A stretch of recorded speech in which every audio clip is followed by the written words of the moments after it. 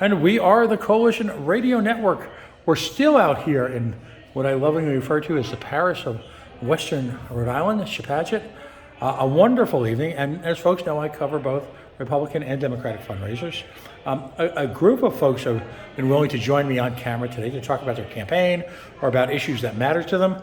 And of course, we're going to take every opportunity to put people on the record, but also give them a chance to promote their ideas. That's the most important part of this run-up to the election.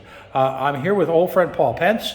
Paul has been a fixture on the Republican scene for a number of years. He is running for lieutenant governor. And Paul, good to see you. Yeah, thrilled to be here. How's the campaign going? Oh, excitingly. I'm approaching it differently this time. I'm putting a lot of effort into helping our local candidates because they're the ones knocking on doors. I can only knock on a few doors at any one particular time, right, by helping 78 candidates that we have this time around just for General Assembly and another 70 or so for town councils, getting them out, motivating them. Every door they knock on is a vote for all of us. So I'm thrilled that I'm able to help that way. Absolutely. What if there's one issue you're carrying into the election, and you are involved in a primary? Yep. What issue are you leading with? That's really a challenge. I think that I would consider myself successful if everybody who competes for the job of lieutenant governor carries with them a reason why they will be able to make a change in how the government functions. That they will earn their paycheck. I have the method that I think I would do best at earning my paycheck. I hope every other candidate is motivated to, from now on, forever, say, this is how I will earn my paycheck. Otherwise, we're going to get career politicians at the end of their career who think they just deserve to sit there and have a hammock for the rest of their career, or maybe a firebrand who stands on a soapbox and hopes to get promoted someday to governor. One way or the other, those aren't going to help us. Bob Healy was sort of right. If we approach it the way we've always approached it, it is an absolute waste of a position. It's an absolute waste of our taxpayer money. But if we can put people in, no matter who they are, that are really going to make a difference, those are the people we want. I believe that I have the best method of making a difference. And I'll get to those details if you want me to. Yeah, no, please, go ahead. Yeah. That's why we're here. Okay. So I've worked my career, and I use a shorthand. I tell people I'm an engineer. I am sort of a cross between what you think an engineer is and what an efficiency expert is. I'm a coach. I'm a facilitator. I make the organization that I work for run better. I work like an internal consultant.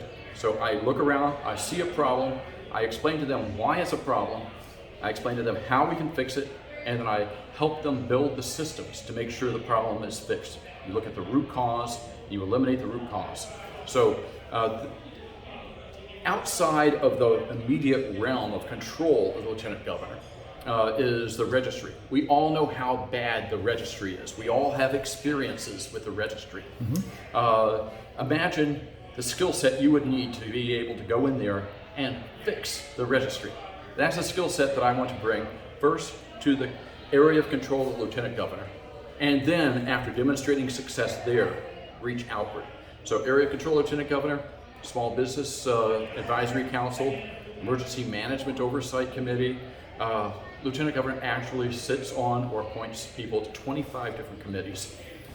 He does have a real job. People think lieutenant governor is a complete waste. It's only a waste if we treat it like a waste. There is a real job for lieutenant governor, and there are doors to knock on. There are areas where he can say, look, I'm responsible for overseeing you. Let me help you find a better way of handling long-term care, or homelessness is actually one of those 25 committees. After you demonstrate success there, then we can knock on doors like the registry and say, registry, let's make people glad that they're working with you. Don't make them have to take the whole day and come home angry when they're done. And then, when you demonstrate success in something as high visibility as the registry, then you can move on to what's really, really important. The important things is we're failing our children.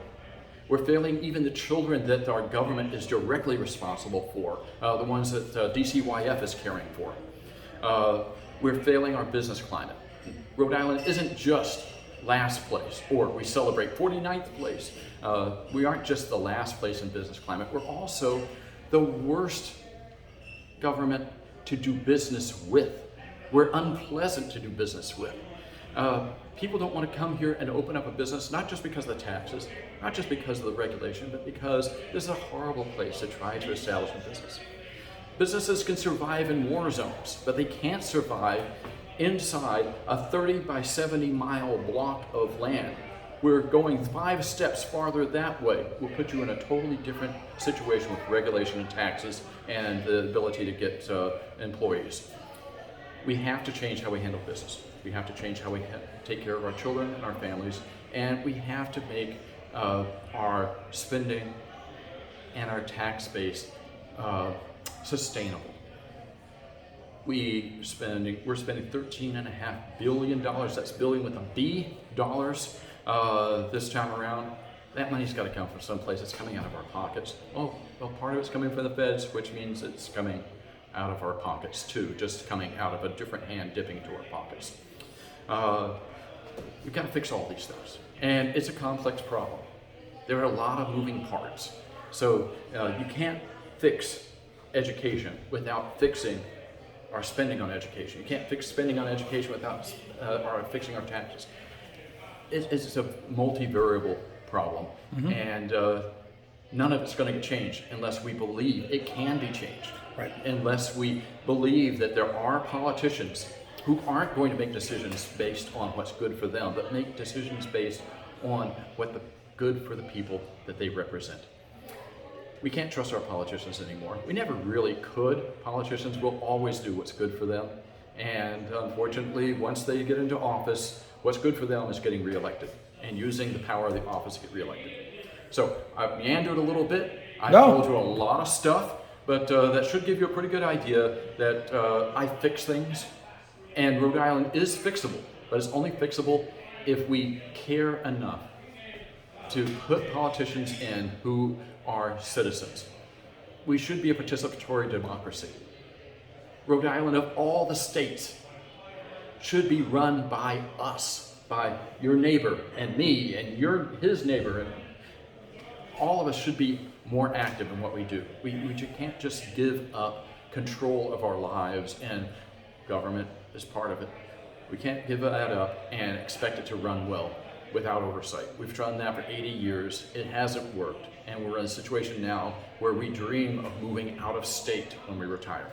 We hope that our children will find a good job when they graduate college, because they're not going to come back to Rhode Island. They're going to go someplace else. Right. Yeah, it just goes on and on and on. It's easier to give up on Rhode Island. I'm a fighter. I'm staying. Fair enough. Now tonight is an event for Mike Chippendale. Everybody knows Chip. Chip, for a long time, has been considered one of the good guys, and regardless of whether you're a Democrat or Republican, he's always had an ability to work across the aisle. Blake did an admirable job advocating for a lot of things. It's a changing of the guard in a sense. It's a different style, and that's the nature of politics and leadership.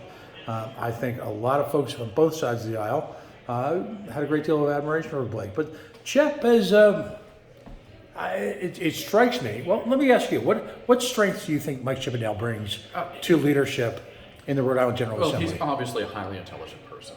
He's very knowledgeable. He cares about what he's doing and the people. And even though it should be more than personality, Mike Chippendale is a very warm person. You feel comfortable around him. There is a segment of the population who expect politicians to be fatherly, to be statesmen. Well, Mike Chippendale is one of those people. So he is, now he's not one of the people that makes that expectation, he's one that fulfills that expectation. Right. When I give examples, because I'm running for lieutenant governor, of if I was running against Mike Chippendale would easily win the role of lieutenant governor. He's got respect, he's got knowledge, he's got connection. Everything you want from a candidate, he has. And I'm thrilled that he thought enough of me to invite me to his event tonight. Great. Well, listen, Paul, it's good to see you. Please stay in touch. I know we're getting down as far as the primary that you're involved in. We're getting down to the basics. Keep us apprised of what's going on. You've earned a place here in state leadership by example, and I wish you nothing but the best. Well, thank you. All right. Coalition signing out. We're going to try and grab the man of the hour, Mike Chippendale. Let's see how that works. Mike is notoriously microphone averse, unless, of course, he's in the well of the State House. We'll be back.